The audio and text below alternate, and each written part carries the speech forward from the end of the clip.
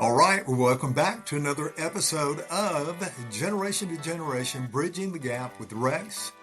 And Eva, and we're so excited to have you here with us today. Why don't you tell them what we're talking about? We're actually talking about your story. We're going to talk about Eva today. My goodness, last week we talked about your story, and the week before we talked about just what gave us the inspiration to do this, and so we thought we would reintroduce ourselves. If you've missed that, we're your co-hosts. We host this, and I'm his daughter, and so it's a lot of fun. He has a lot more experience than I do in life, but it's exciting, and I'm excited because I think that I've been through a lot. It may not have impacted me the way, but I think I've experienced a lot of things. There's been some big moments in the world that I've seen, cough, COVID, cough, that have shaped and changed the way my life is versus how you grew up. Growing up with technology was something entirely different than yours. And it's a cool story. And I think for a long time I didn't like it as much, which I'll probably get into a little bit. But it was just very interesting. But I guess we should start from the beginning, since that's probably the most important part. But Yeah, you I want me mean, to give some yeah, why context don't to you? Because you that? probably know that better than me. I was Yeah. probably not fully conscious the first 2 years of understanding what's going on in my life. And so, Well, I was just going to add one little element of context for what you just said. You were talking about yeah, COVID that you've been through. We didn't go through anything like that when I was a kid. Generations are formed by the challenges that you go through. And we've talked about this with your grandfather, my dad, not one, but two very significant events. During his formative years, he went through the Great Depression as a young boy. Then, as an 18-year-old, he went off to World War II. Okay, well, fast forward to my generation, we were teenagers at the end of Vietnam, which was the first war on television. That was extremely shocking, to be honest about it. Nobody had ever seen a nightly broadcast where you could actually see people being killed on a battlefield. And then we had the first resignation of a sitting United States president, which was Richard Nixon, and that was shocking. And we had the kind of the hippie movement going on in the 60s, and I came in on the tail end of that. But it was just kind of this tumultuous time. Civil rights legislation was going on. We passed a civil rights bill in 1964. I was only 4 years old, but I remember the night that Martin Luther King got assassinated in Memphis, happened to be in Memphis at that point. And so just some tumultuous events. Well, then fast forward to you. You went through COVID as a teenager. And so we never went through any type of global pandemic when I was your age. So it's all relative. And I was talking to someone at breakfast this morning. Sometimes I really wish that you would have had some of the experiences that I had as a kid. And I kind of, reflect on that. But you've had some experiences that are really, really cool that I didn't have. So it's kind of this balancing act of, we tend to mirror image. We've talked about that a lot. Hey, I wanted you to have the exact experiences that I had as a kid. Well, that's just not possible. JH Ranch was an example. I wanted you to experience a camp because I went to summer camp every summer with the Boy Scouts, and it was a big deal. You didn't have that every summer, but there were other experiences that you had that were really cool. So with that, that just kind of gives some context of this progression yeah. between the generations. Well, for sure. And you said, you wanted a mirror image of it, but we do have a lot of similarities with, our lives, right? We're both adopted. I'm adopted. Y'all had been married, what, 14 years? Whatever, when I came along. I don't know exactly how long it was. But y'all had been married a while before I came along in We had 2006. a child for 14 years. Okay, okay. I've all haven't heard. I don't know how long you had been married at that point. Um, We had been but married, I'm doing the quick math, We had been married 14 years when you came along. Yeah, yeah, yeah. Yeah, I've just yeah, heard Mama tell that. yep. Um, so we both share that similarity, and that's something you've probably heard us talk about it before, but something that like there are some things that are very similar. Like Paul, your father, I call him Paul, telling you if I could choose any little boy in the world, I would always choose you. And you told me the same thing. If I could choose any little girl in the world to be my daughter, I would always choose you. And so there's some things that overlap. And it's very interesting. I don't necessarily remember much of the first couple years of my life. Granted, I was like 2 or 3. I have some very distinct memories of like my 3rd birthday party being princess themed or sitting on your lap playing with my Winnie the Pooh telephone. But I really didn't start remembering things until about 4. And that's the start of like the good and the bad, really, and what has happened so far in this quote unquote first quarter of my life. 4 was really when I kind of was growing into my own personality. I was probably a little stubborn, a little hard-headed still. I'm still hard-headed sometimes, but I also started school then, and my first couple years of education, as great as they were not the best teacher-wise. There was some verbal, emotional, I mean, I guess physical in some sense, abuse in the classroom. But being as a 4-year-old, you don't know that a teacher's not supposed to be like that. You don't know that a teacher's not supposed to put you in timeout for 3 days because you whispered into a classmate's ear, my house is bigger than yours, talking about the building block house, or that you're not supposed to stand in the corner for an hour and a half because you counted too fast and things. And so that was just very like ingrained in my education until 2nd or 3rd grade when we started to get a little bit better teachers. Was that's how I thought it was supposed to be.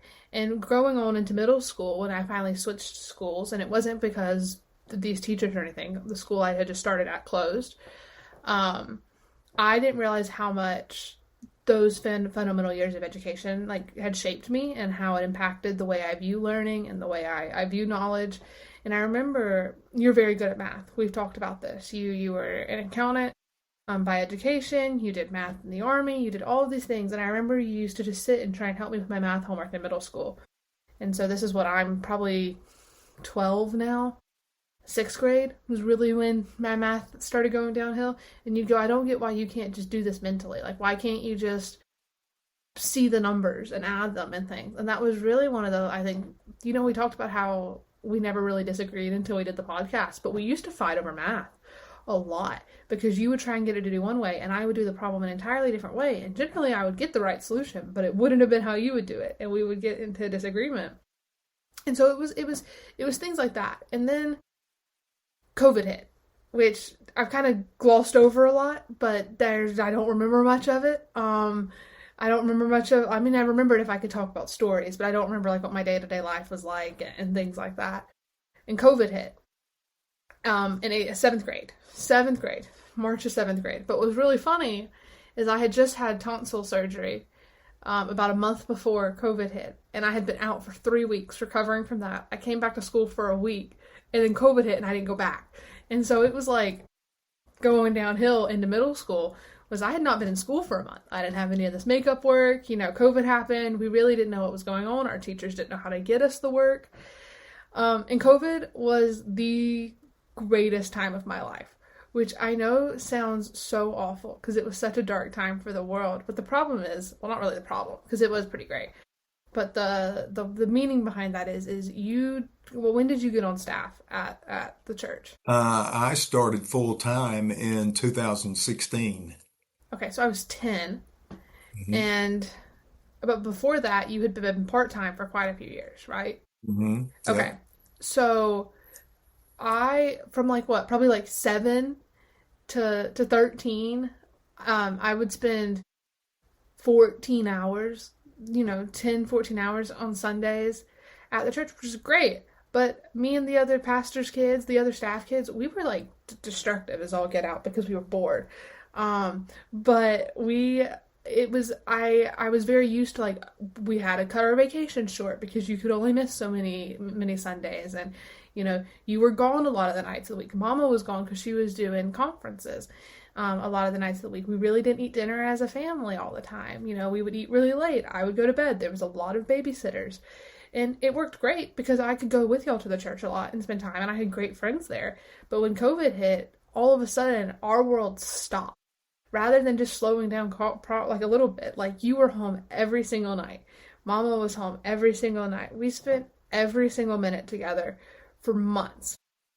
And it was wonderful because we ate dinner together as a family. I fell in love with cooking during that time because we got like this, like, the box meals that like you would cook.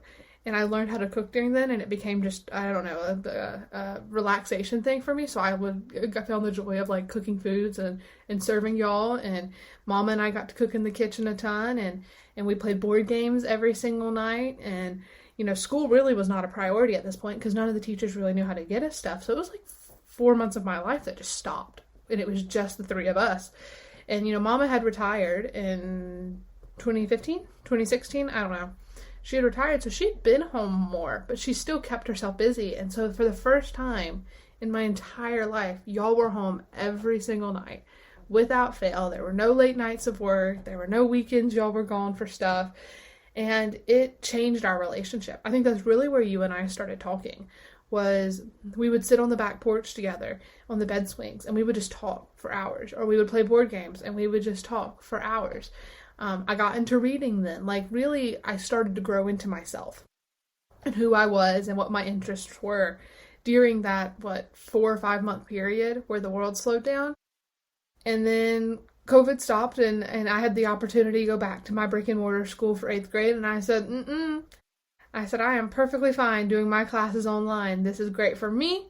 I like being home, which is so funny because everybody would have believed I was an extrovert until that point, and I was like, nope, I can do all of my classes in 4 hours. Why would I go to school for 8 hours a day, 5 days a week, when I can get the same amount of work and the same education here at home, and I can do what I love? I can cook, I can read, I can spend time with y'all.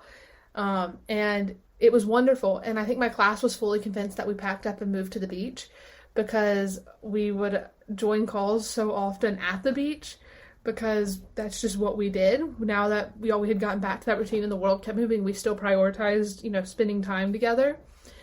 And then we moved, which was crazy because I had spent the entirety of my life in one city and in one house. And then we moved to this place that, used to be this big city that we would go to get fancy dresses, or, you had a work event. And we moved to Birmingham, and I was all for it. I don't think y'all thought I was going to be so prepared and so ready for it, but I remember y'all sat me down, and I was sitting in the chairs in the living room, and you said, we've been given this job opportunity to go to Birmingham. What are your thoughts about it? And I think without hesitation, I said, I think you should take it. Like, that's a great idea. Like, I'm ready to go. I'm not really close with any of my friends anymore. The people I'm close with don't even live in the same city anymore. Like, let's go. I was so ready for it. There had been some distance between some of me and my friends just because of COVID, because we all grew up and started growing into ourselves and what we liked, and they just didn't align anymore. We couldn't just run into each other in the church hallways and pick up where we left off, because now we had our own interests and our own friends. And I was for it. I was like, let's go. Like, I took my bed apart myself. Like, I moved everything out of my room. I was so ready. And we got up here, and it was fantastic. But where was I going to go to school? Well, I joined this classical online school that I followed my best friend from Montgomery to.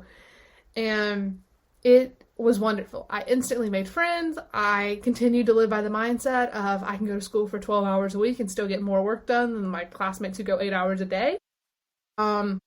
It was wonderful. I thrived in it. I got into a good group of friends. I was active in the church. Like, I had a good core group, because for, I think, the last couple years of my life, I had really stepped away from God. Not intentionally, but it was just like I began to see church as a place y'all worked, and not as a place of worship, and not as, my relationship with God was not growing just because I was always there. It was not a place that the church became a place of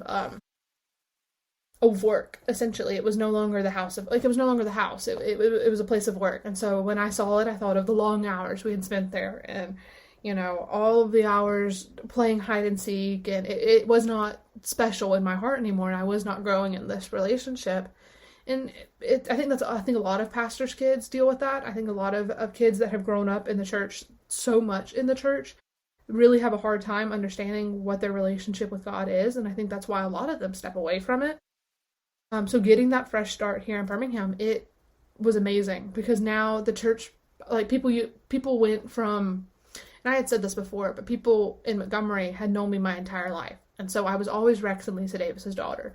People that had known me from 4 or 5 years old from y'all's, small groups, they'd come up to me and be like, oh, I remember when you were a little girl. And I felt like there was no room for me to grow up because everybody had this image of who I was when they first met me.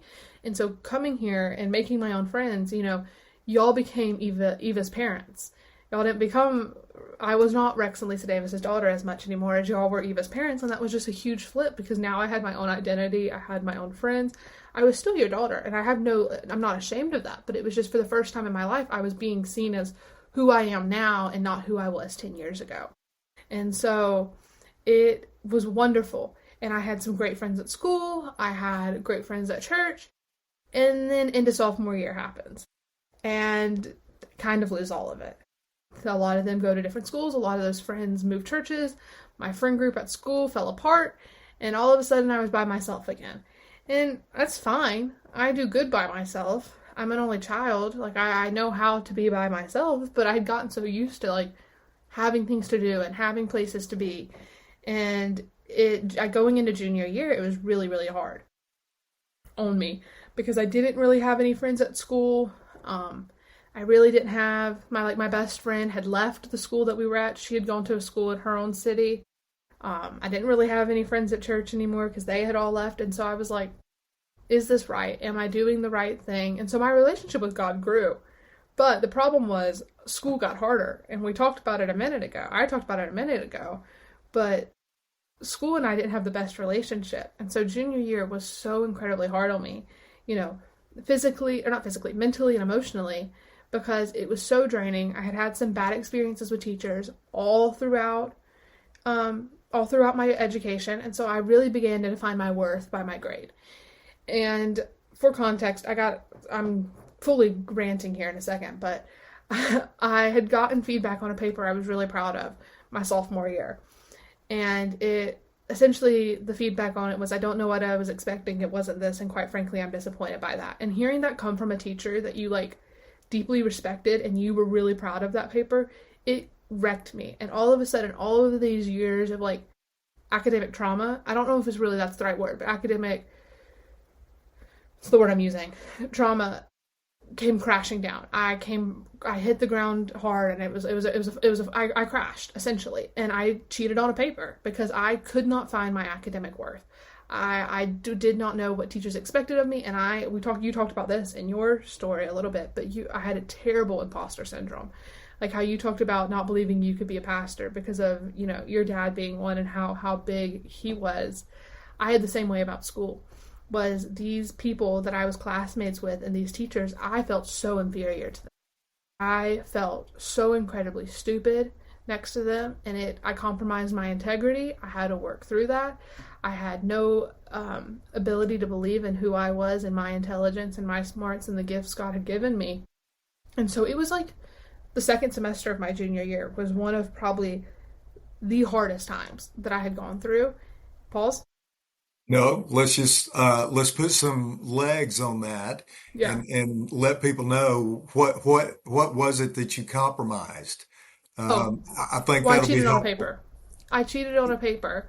I used AI, which is the biggest temptation probably of what's going on in our generation, because I believed that I wasn't capable of it. I didn't believe that I was smart enough, that I was eloquent enough. I had teachers tell me, I had some that really championed me. I had a science teacher. I'm not very good at math. I'm better now. Was not very good at math. I had a teacher sit with me, shout out Miss Ekholm, for 15 hours and teach me all the math I needed to know for physics and chemistry. But that was different because it was a science class. And so I knew she believed in me, but I didn't really have that connection with my my English and history teacher. And so I was so intimidated, especially sitting in that class and hearing my classmates talk. I compromised my integrity. We signed an academic integrity pledge that says all of our work will be our own, that we will do everything on our own. And I didn't. I broke it. And it was Which This, is unusual, by the yeah, way. I just want to make sure that people understand because there are some schools now that openly allow the use of AI in their papers. That's fine. That's a decision that different school districts make. But in your particular global homeschool, they just made a policy, hey, there will be no AI allowed whatsoever in papers, and the instructors use filters that will detect AI. And so that's what we're talking about. yep, 100%. And so I I did not believe in myself. And what I'm about to say makes no sense, but me getting caught for cheating on that paper was the greatest thing that's ever happened to me. Which sounds awful because from the months of February to May of 2024 were probably the worst months of my life, but they created the greatest outcome of who I came. Like I came out of it so much better than I had entered into it. Y'all were very strict with y'all's punishment, which is totally valid. I had broken y'all's trust, I had broken the teacher's trust, but the big thing was I had to go everywhere y'all went. I had to sit downstairs and do every bit of homework. I had to actively engage in every single class. I had to talk about like there was so much I did to work to rebuild that trust. And Mom has talked about it some in previous episodes, but we have this thing called a circle of trust, and it's like a circle and y'all stand in the center of it, and the more trust, the closer I am to the center of the circle, the more freedom, the more trust I have. Well, I had stepped out of that when I compromised it, my integrity, and it pushed me. Like I wasn't going to sit in class and not pay attention because now I had that zero sitting on my record that I had to bring up in exams and everything, or otherwise I wouldn't pass the class. And during this time, I was terrified I wouldn't get into college because I knew that the colleges were going to expect me to talk about this. And so there was just a lot going on. And we were reading this book called The Fairy Queen, which I've talked about some during my history class. And this is the class I had cheated in, Mr. Choi's class. And I was like, I was bored out of my mind. I wasn't allowed to play video games. I wasn't allowed to watch movies. I wasn't allowed to stay at home anymore. I had to go with y'all everywhere. And so I just read the book, which you should be like, Eva, why aren't you reading the book? But when you read 25 books a year for one single class, you don't always read the book entirely. Every single one of my classmates probably can admit to that. There are probably quite a few books that they have not read in full because you've got other assignments and all these things. And so I poured myself into it.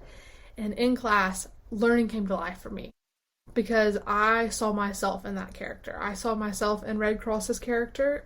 He was given this journey and this purpose by the Fairy Queen, who resembles God in this story, to go slay the dragon and free his kingdom. And then he has this friend Arthur, who's on his own journey to meet the queen, but along the way comes along and says, "Hey, I'm going to help you, put your armor back on to help clean you up and to help send you back on your way." And my best friend had been that Arthur for me. She had stood by me the entire time. She was the only person y'all allowed me to talk to, really, friend-wise, was y'all let me call her every single day. And I would stay on FaceTime with her for hours. And it was just this beautiful moment of, I was so broken that the only way for me to go was up. And I fell in love with learning again. In April of last year, I was helping a girl with her homework, and the words on the page realigned themselves. It said, "Can you imagine a future where this is not your everyday?" And all of a sudden, doors opened for me to go to school to be a teacher. What I thought was a different calling. I thought I was going to go in entertainment, music management. Like I thought I was, I wanted to own a managing company for music artists. All those things was a big passion of mine. All of a sudden, flipped a switch. But I would not have known that had I not been actively seeking to rebuild my relationship with my teachers, with my parents, with God, because I had kind of put that on the back burner.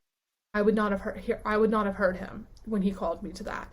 And so it rocked my world because these plans I had been making for 2 years just went out the window in a single afternoon. And it was the greatest thing. And then all of a sudden the next book we read was by Shakespeare. And then it was just this great moment. And my teacher, the same teacher that I had been so intimidated by, like I think he wrote an email to me and he was just talking about how proud he was of how much I had engaged in that class and how proud he was to see learning come to life for me. And this was the first time that learning began to mean something to me, as I wasn't doing it for a grade anymore. I was doing it because I wanted to better myself. And so I still don't have any friends at this point. Like I really was very much alone. And so the end of the year comes, I do great on exams. I'm standing at the event we go to at the end of the year.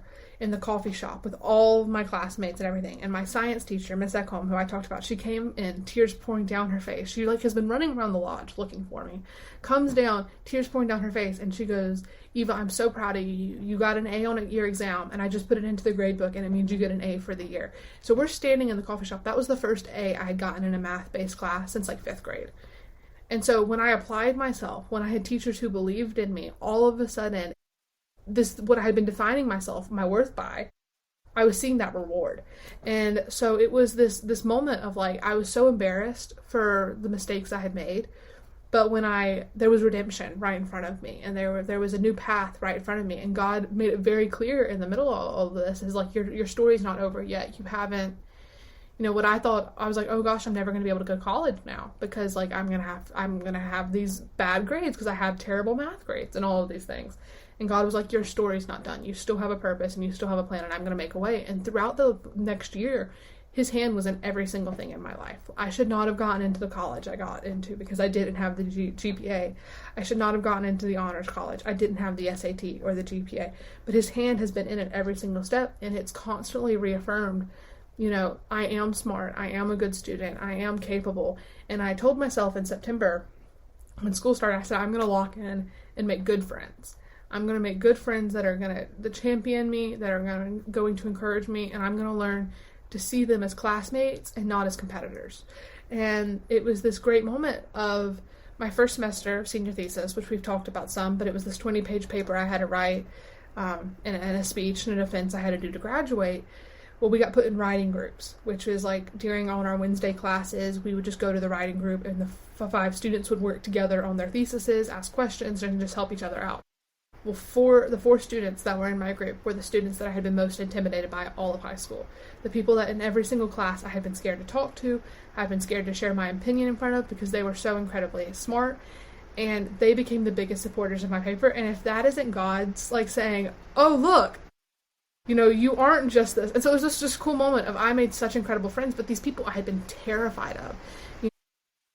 It was the scariest moment when I read that document that told me who my writing group was, but by the end of it, they became some of the biggest supporters of my work. And they helped me so much. I helped them a lot. Granted, I think I was more comedic relief in some areas, but that's totally all right. But it was this moment of just full redemption. A lot like in The Fairy Queen, which is one of my favorite stories of all time, there was this redemption. In the story Red Cross, he falls in the House of Pride and all of these things, and he takes off his armor, which is like symbolic of like the armor of God, and he has to work his way back up, but he eventually completes his goal. And I had walked that same exact path. I had this armor on, I had this foundation, and then all of a sudden I fell, I stumbled, and then I had friends help build me back up. And I had this redemption, I had this thesis, I had all of this work, and what's really crazy is the same teacher of the class I had cheated on the paper on, I willingly chose to be the teacher that I was writing the biggest paper of my life for, to prove that I could do it. I wanted to prove to him that his work put in me and his investment in me was not for nothing. And so I chose his class. I was put with the students I had been most intimidated by, and it was wonderful, and I've made some of the greatest friends of my life. And that was really fundamental. Like COVID, even though it was a great moment in my childhood, was this great thing, there had been so much building up to this fall, to this crash and burn, that I don't think I had ever really processed. And so, it was this moment of like, now I'm about to go see all of them for the last time when I graduate. And I think it's going to be the most bittersweet moment of my life, because like these people that I spent so many years being terrified of have now become my best friends, and these people that I had been so scared of call me weekly just to talk, and they buy me ducks. Like one of them, this is so funny, but I kid you not, today, one of the kids in my class that I've been so scared of all 4 years of high school, because he's just so incredibly smart, he texts me today and he just goes, "Hey Eva, I bought you a duck, like a rubber duck." He goes, "I'm gonna give it to you at link." He goes, "I saw your video that you posted about like your collection of ducks and noticed you didn't have this one, so I bought you a duck." And it's just, he would never have known me had I not also pressed in and made that friendship. And at the end of the day, he's not this big, scary person. Yes, he's a lot smarter than me, but I'm smarter in some areas too. And so it was this moment of like, I had to love myself, but I also had to understand that there were so many people for me and not against me. Eva, There is so much leadership gold in what you just said. I don't even know that I can summarize that in 1 to 2 sentences, but you covered so many topics. But I love your heart. I love the journey that you have been on. Just the transparency, the openness, the honesty, the willingness to evaluate the lessons that you've learned. And again, for some people, they may go, well, that, like the cheating thing. AI, what's the big deal? You used AI on a paper. Well, don't miss the point. Just because one school allows that, the point is your school doesn't allow it. You signed an honor code that you would not do that. You did, you compromised. That's just the environment that you were in. But the way that you owned it, and you came back and you rebounded from that. Just an amazing story. Even let me brag on you a little bit because I don't know that we've ever covered this. But you said you didn't have the GPA, you didn't have the ACT or SAT scores to get into college you got into. Maybe not, but let me tell you what you did have. They invited 100 people to try out for their honors program, and you had to sit in, those 100 people had to sit in a mock class where there was a reading that you had read in advance. Then you came into the classroom and you had to be prepared to discuss that reading with other students that you'd never met in your life. 100 students, 40 only 40 of those students got invited back to be involved in the honors program this fall, and you're one of those 40 that got invited back. So you obviously made an impression in the way that you're able to interact with people in your discussions, the ability that you have to make a point, to defend your point, and I give great credence to your school for that in the way that they've prepared all of you guys. But one of the big things you said that I love is the fact that you were so intimidated by the 4 other students that you got placed in the writing group. John Maxwell says this: if you're the smartest person in the room or the smartest person in the group, well, that's a problem, because you're not going to be able to get any better if we don't have people around us that we're associating with, that are challenging us, that are stretching us, that are introducing us to different ways to see a problem, to think about a problem. And that's what those 4 people did for you. And I love what you said. Okay, they may be the ones that have the big academic reputation, maybe the intellectual reputation. You have more of a fun reputation, but you put that together, there's things that you bring to the table that they just don't have. And I think they've recognized that in you. And it's been very beneficial for all of you this entire school year. So hats off to you, Eva Davis. It's been incredible because I think like the honors college, if I had interviewed for it a year ago in February of 2024 instead of February of 2025, I would not have gotten in. But there was such a year of growth in my life that, y'all, when I had cheated on that paper, we were sitting in the living room and you were like, you can use this lesson to either let it like stop you and keep you where you are, or you can use it as a lesson to grow and to grow beyond it and to grow above, and let it make an impact on your life. And it did. I chose the second option. I chose to let it grow and to let it change me and to let it, and rather than sitting in it and defining my worth by it, I let it say, no, this is a mistake I made and I'm going to learn from it and not make it again. And going into my senior year classes, I was, for the first time entering a school class since middle school, I was not scared. And I went into all of these classes with new teachers, and I lived by the mindset now of, don't be scared to ask for help, because chances are somebody in the room as well also has the same question and they're just too scared to ask it. And I learned that in my math class, of all places. I would ask questions that seemed so incredibly simple, but then 3 or 4 people would come on in the chat and be like, oh my gosh, I had the same exact question. I didn't know how to ask it.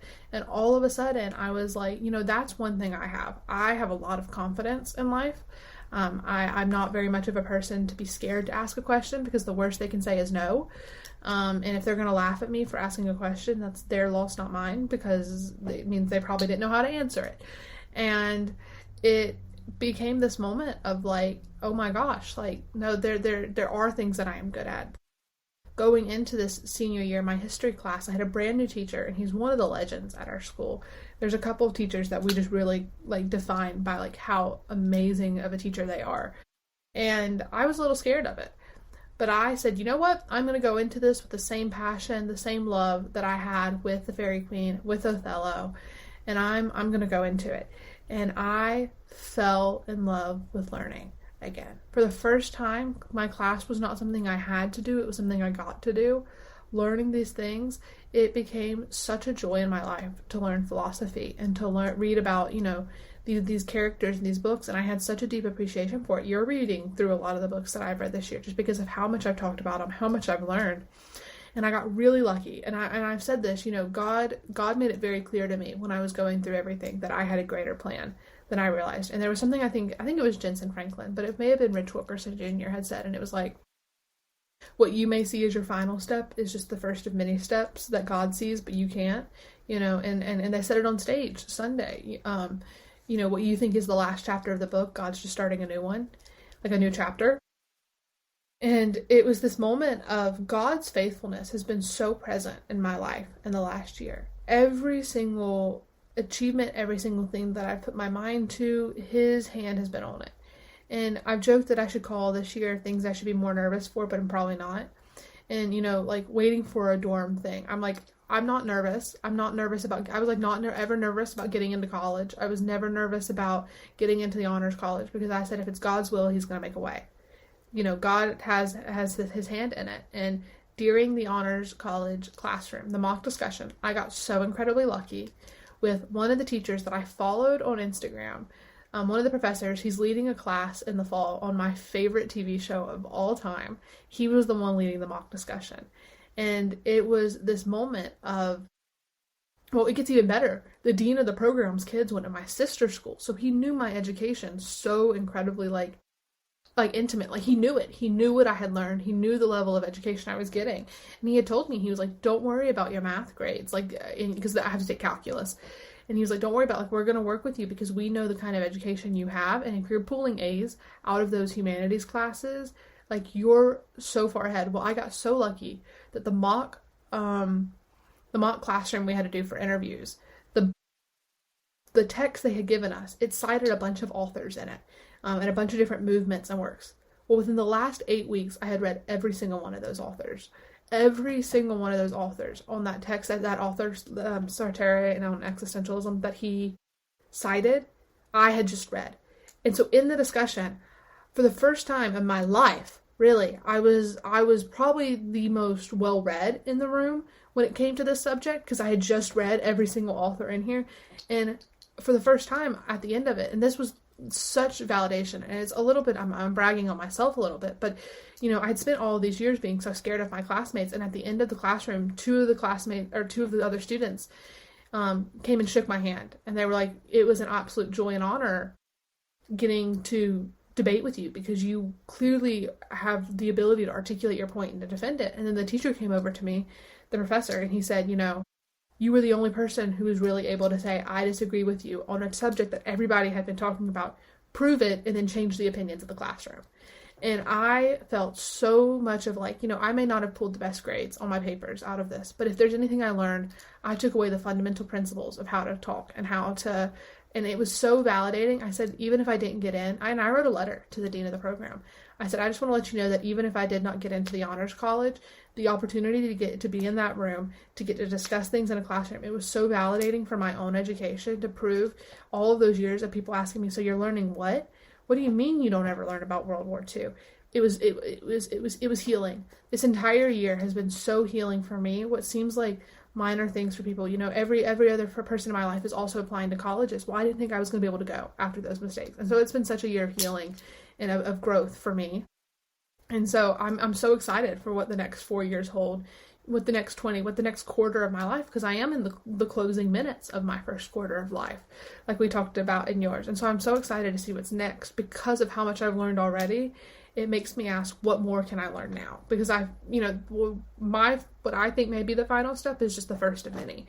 And so that's something that I've really taken away from it, and it's changed the way I view life. Love it. I love it, Sunshine. You're doing great. You're on a phenomenal journey. And again, man, I am just so proud of you. Everything you just relayed in this podcast episode. Again, leadership, gold, money. So, I think that's a good place to wrap it up.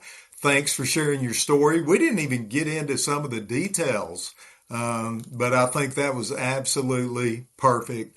Thank you for sharing. And then let's always remember, regardless of what happens, let's be Let's able to all be able talk to talk from generation to generation. generation. We're going to get that eventually. But if y'all enjoyed the episode, you can check us out on Facebook at Generation to Generation, on Instagram at G2G_podcast, or on YouTube at Generation to Generation. In our social media bios, we have a link tree that shows you literally everything of where you can find us, our resources. And if you have any topics you would like for us to talk about, let us know. We run out of topics all the time. And so if you have questions, we would love to talk about them. See you guys.